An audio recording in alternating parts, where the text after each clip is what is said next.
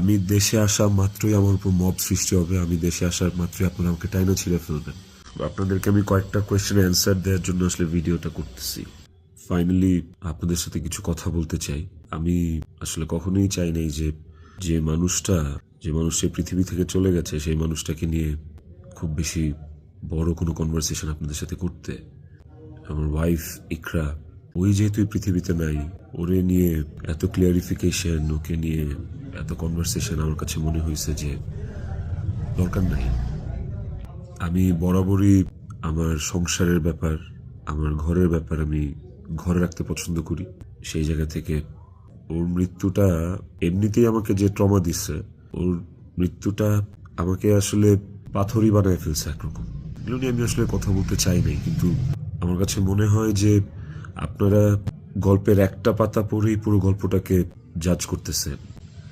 একটা পৃষ্ঠা পড়েই পুরো গল্পটা সম্পর্কে আপনারা আপনাদের মনের মতো করে যা খুশি বলতেছেন। পাতার এক পাশ পড়ে আরেক পাশ পড়বেন না, এটা তো হয় না।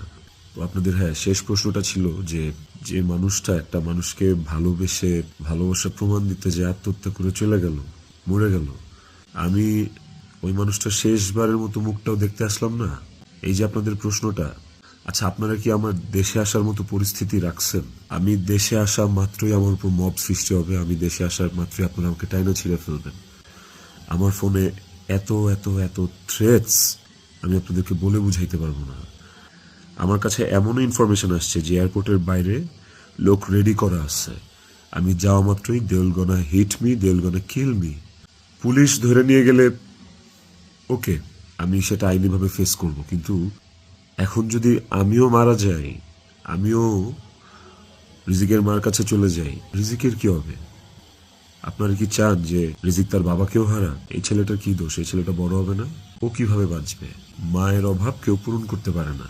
যে মানুষটা বাইচা আছে বাপ, ওই বাপের অভাব কিভাবে পূরণ হবে তাইলে? মাও থাকবে না, বাপও থাকবে না। আপনারা এটা চান? আমার ইকরার শেষ মুখটা আপনারা আমাকে দেখতে দেন নাই। আমার ইকরার শেষ মুখটা ইকরার পরিবার আমাকে দেখতে দেয়নি। 16 বছর সংসার করছি, 16 বছর একটা শত্রুর সাথেও যদি কেউ এক ছাদের নিচে থাকে, সে মারা গেলে তার চেহারাটা দেখার জন্য ছটফট করে মানুষ। আর আমার বউ ছিল, আমি ভালোবাসা তার বিয়ে করছি, ওই মানুষটা মারা গেছে, তার শেষবারের মতো তার চেহারাটা আমি দেখবো না?